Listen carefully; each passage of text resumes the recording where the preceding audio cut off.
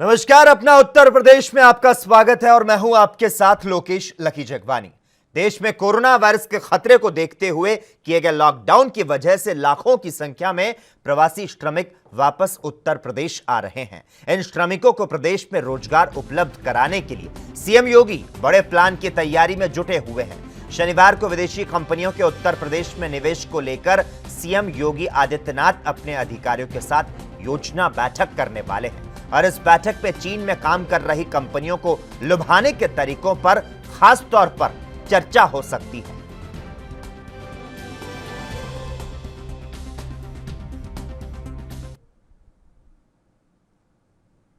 उत्तर प्रदेश के प्रधान सचिव स्वास्थ्य अमित मोहन प्रसाद ने प्रदेश में कोरोना की स्थिति को लेकर जानकारी दी। क्या कुछ कहा उन्होंने, आइए सुनते हैं। उत्तर प्रदेश में स्थिति इस प्रकार है। विगत 24 घंटे में कुल 214 नए केसेस सामने आए हैं। अब तक प्रदेश में एक्टिव इन्फेक्शन के केसेस की कुल संख्या 2332। अब तक जो लोग संक्रमण के पश्चात पूर्णतः उपचारित होकर डिस्चार्ज किए जा चुके हैं उनकी संख्या है 3335। अब तक प्रदेश में कोरोना वायरस के संक्रमण से कुल 152 लोगों की मृत्यु हुई है। कल 8112 सैंपल्स की टेस्टिंग की गई, जो अपने आप में एक रिकॉर्ड है। पहली बार कल हम लोगों ने 8000 की संख्या को पार किया। आप जानते हैं कि माननीय मुख्यमंत्री जी ने ये लक्ष्य दिया है कि बहुत जल्दी हम अगले 2-3 दिन में 4 दिन में हम 10,000 तक पहुंच जाएं। उस कड़ी में आज कल 8000 का आंकड़ा पार हो गया है। 8112 टेस्ट हो गए हैं और बहुत शीघ्र 2-3 दिन में ही हम 10,000 के पास भी पहुंचेंगे।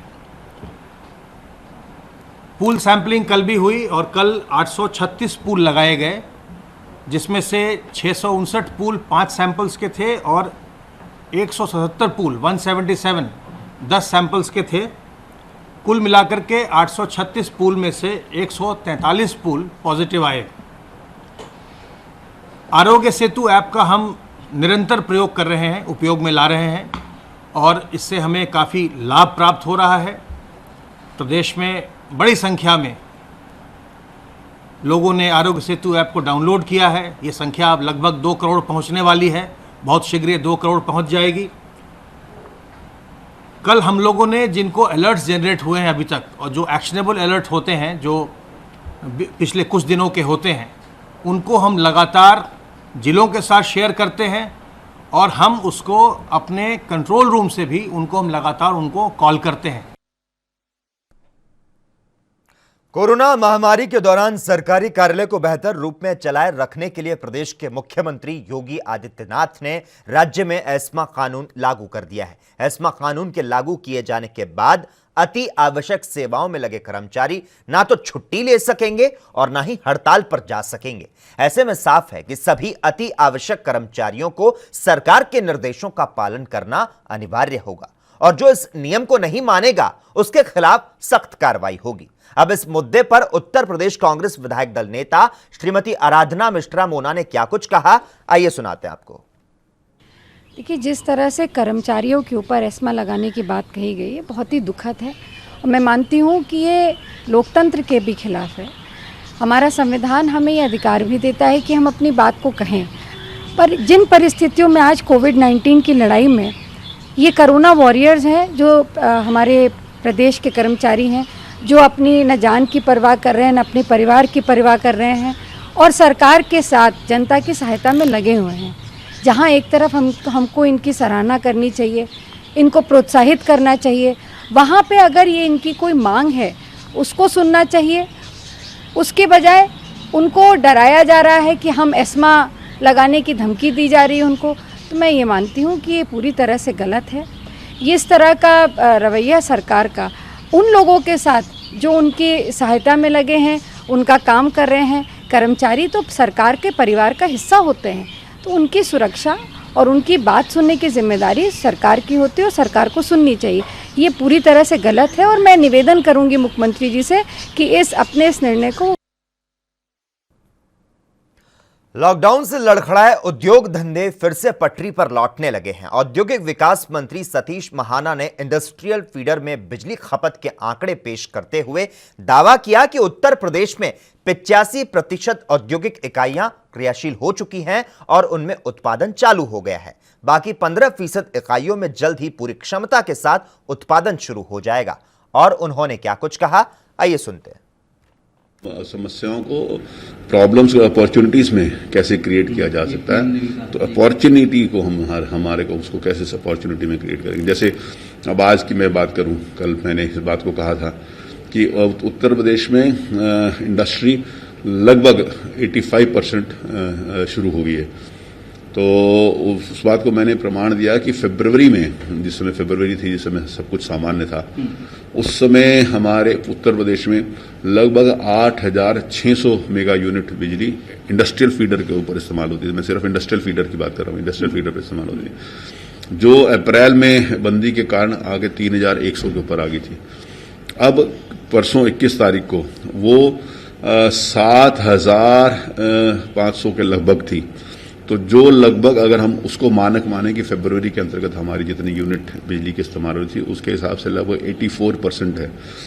तो इस थोड़े दिनों के अंदर ही 84% बिजली का इस्तेमाल होने का मतलब है 84% उनका इंडस्ट्रीज का काम हो रहा। तभी तो इससे बढ़िया, इससे मतलब सटीक कोई प्रमाण नहीं हो सकता कि कितना इन्वेस्टमेंट हो रहा है, कितना इंडस्ट्री काम कर रही है।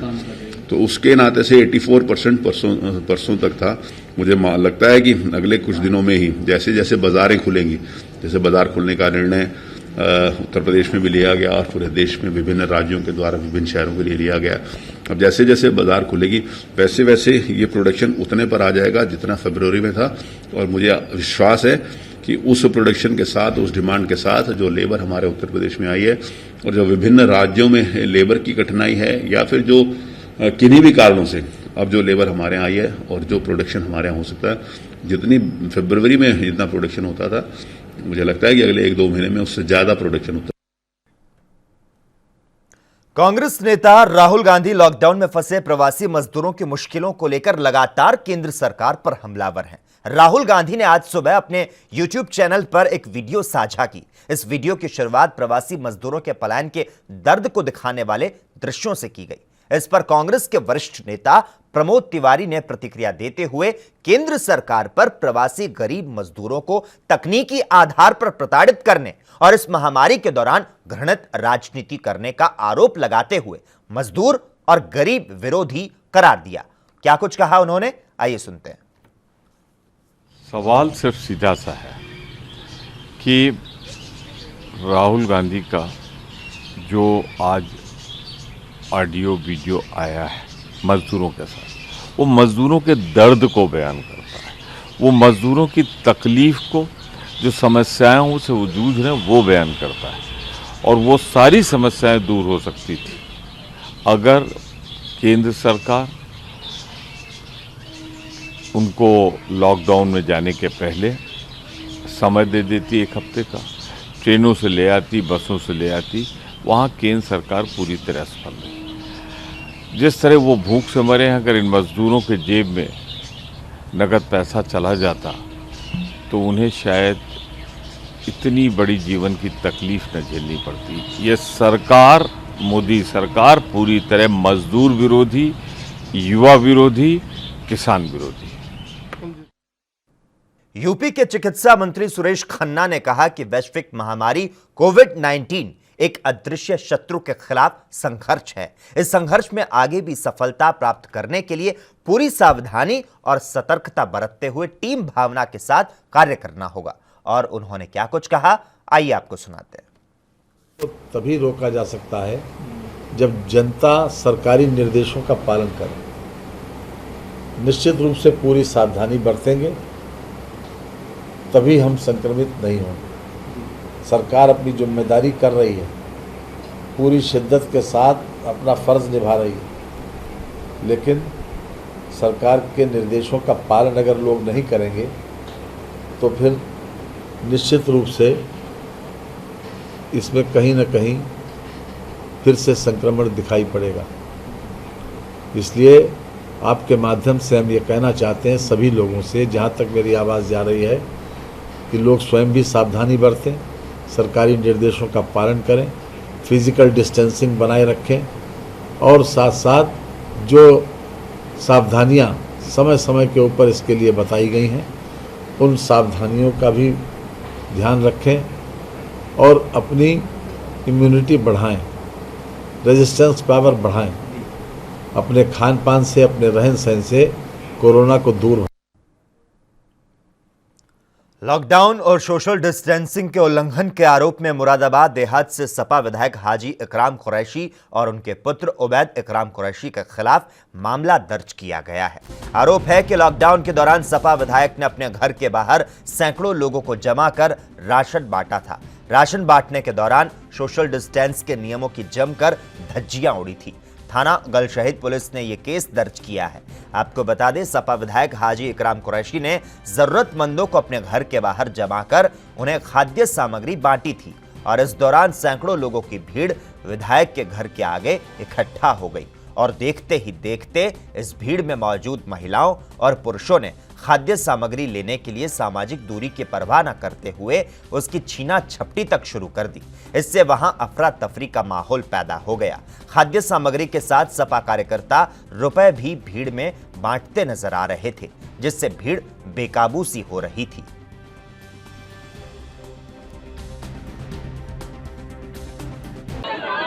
के द्वारा ये मेरे यहाँ हर साल जुमतुल अलविदा पर होता चला आया है। मेरे वालिद के ज़माने से उसी तरह से भीड़ इकट्ठी होती थी और उसी तरह ये आ गए हैं। मैं सोशल डिस्टेंस कर रहा हूँ। लगभग कितने लोग यहाँ क्या कहना चाहेंगे उस पर?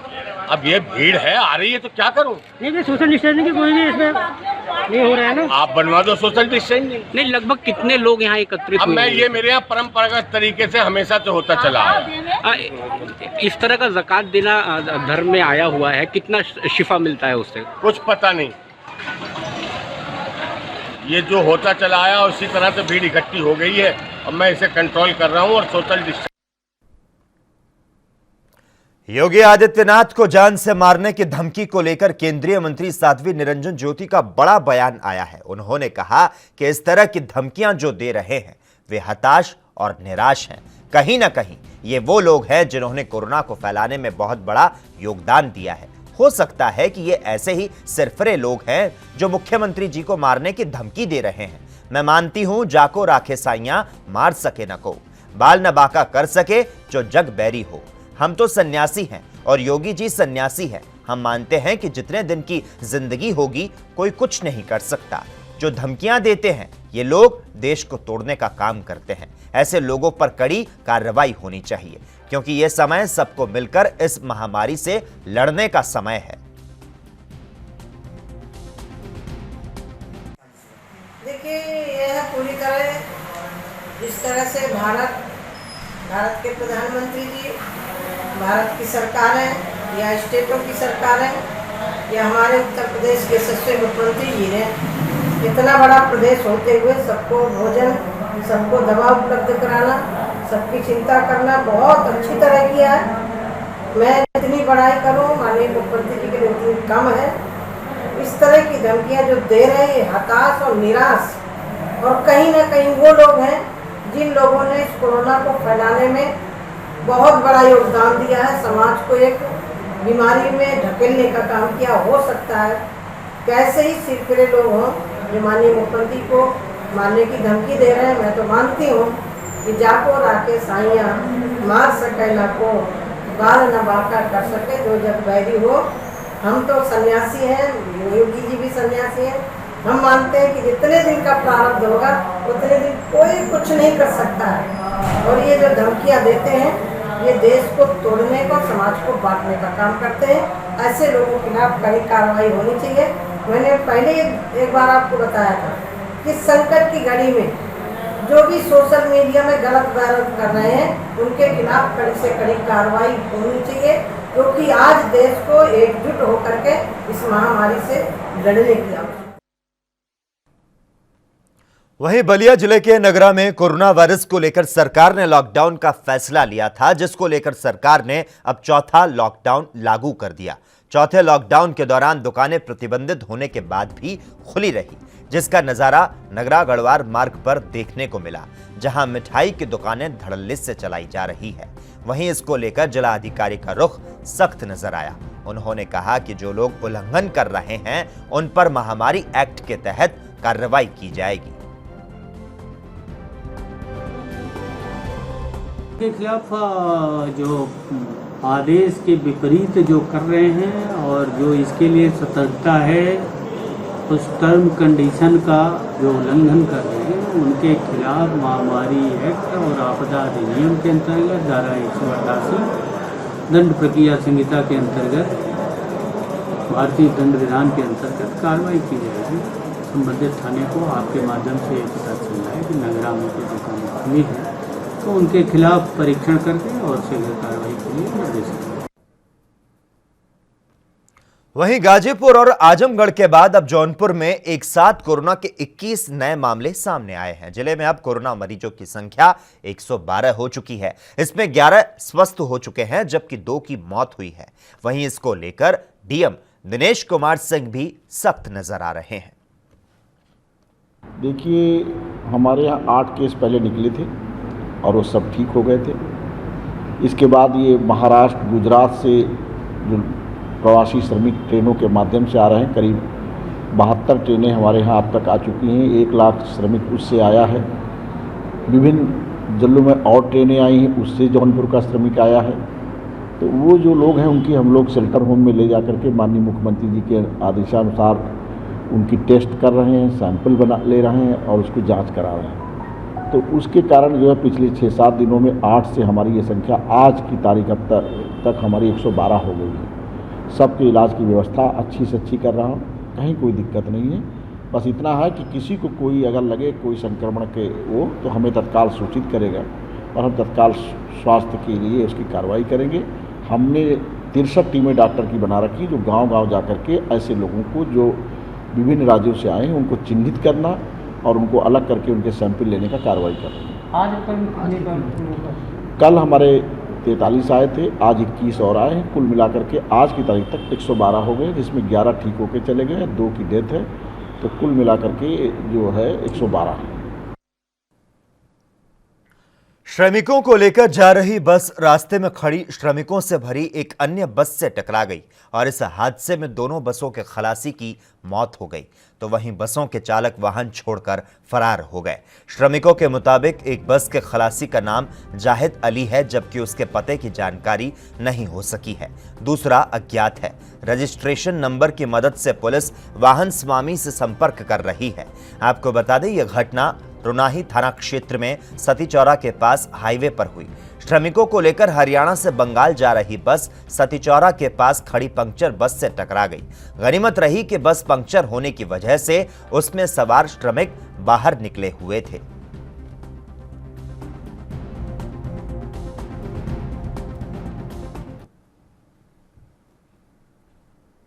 वहीं एक दुखद खबर प्रदेश के मिर्जापुर से आई है, जिसे सुनकर गोपालगंज के लोग सन्न रह गए। दरअसल मिर्जापुर में सड़क किनारे सो रहे 4 युवकों को तेज रफ्तार डंपर ने कुचल दिया। इस हादसे में 3 युवकों की मौके पर ही मौत हो गई, जबकि एक युवक गंभीर रूप से घायल हो गया। मरने वालों में सभी गोपालगंज जिले के बैंकुटपुर प्रखंड के रहने वाले हैं। हादसे में जख्मी विशाल कुमार ने बताया कि हम लोग मुंबई की एक प्राइवेट कंपनी में काम करते थे। लॉकडाउन की वजह से काम बंद हो गया था, जिसके बाद खाने पीने की परेशानी हो रही थी। उसके बाद हम सभी घर आने के लिए परेशान थे। इसके बाद 70,000 रुपए में 7 युवक मिलकर इनोवा गाड़ी भाड़ा कर वापस लौट रहे थे और इसी बीच विपरीत दिशा से आ रही डंपर ने इनोवा में जोरदार टक्कर मार दी।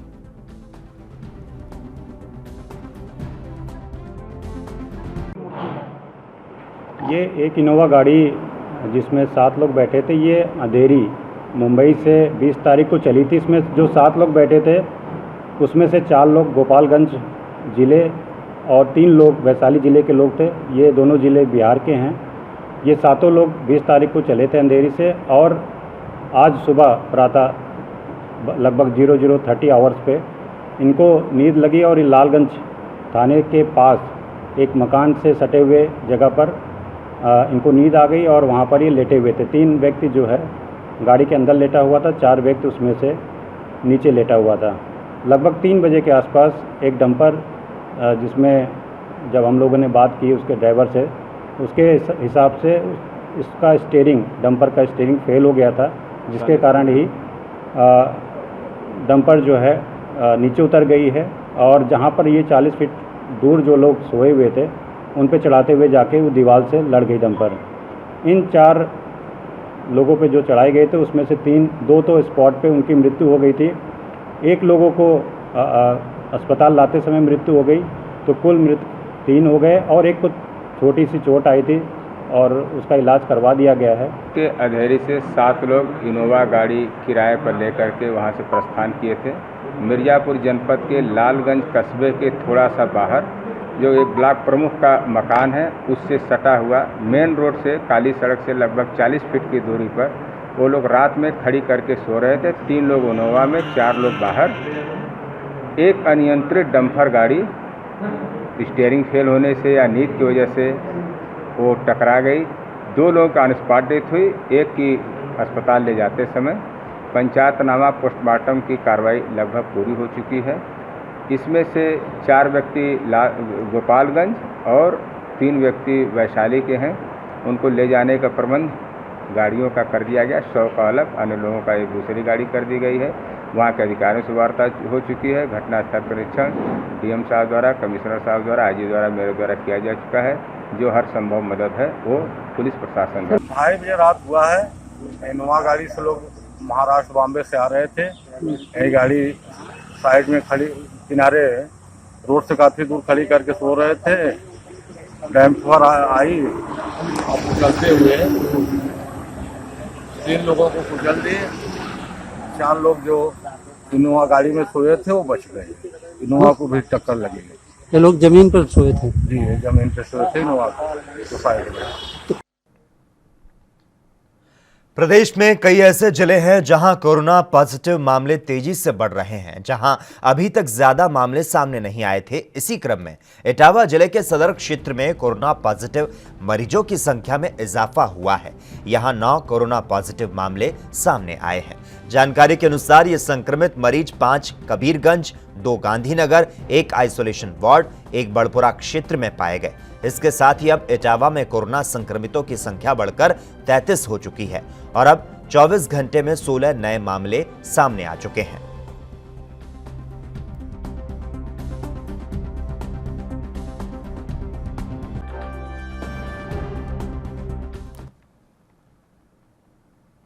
केंद्रीय मंत्री स्मृति ईरानी का अपने संसदीय क्षेत्र अमेठी में मेडिकल कॉलेज बनाने का सपना पूरा हो गया है। दरअसल अमेठी के तिलोई के एमसीएच विंग को 200 बेड का रेफरल अस्पताल का दर्जा दे दिया गया है और इसके साथ ही तिलोई में नए मेडिकल कॉलेज की स्थापना को भी केंद्र सरकार ने अपनी मंजूरी दे दी है। आपको बता दें, अमेठी में नए मेडिकल कॉलेज बनाने के लिए उत्तर प्रदेश सरकार की ओर से केंद्रीय स्वास्थ्य मंत्रालय को एक प्रस्ताव भेजा गया था और इस प्रस्ताव पर स्वास्थ्य मंत्रालय ने अपनी मुहर लगा दी। इस फैसले के बाद केंद्रीय मंत्री स्मृति ईरानी ने सीएम योगी और केंद्रीय स्वास्थ्य मंत्री डॉक्टर हर्षवर्धन को धन्यवाद कहा है।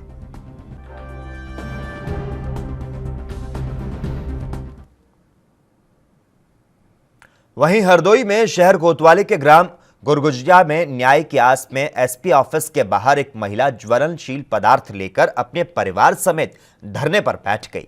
जानकारी मिलने पर सीओ सिटी विजय राणा ने शहर कोतवाल को बुलाकर महिला की समस्या को निस्तारित करने का आदेश दिया। पीड़ित महिला की अगर माने तो उसके परिवार वाले उसकी जमीन पर जबरदस्ती कब्जा कर रहे हैं, जिसको लेकर वो कई बार कोतवाली थाने में न्याय की गुहार लगा चुकी है।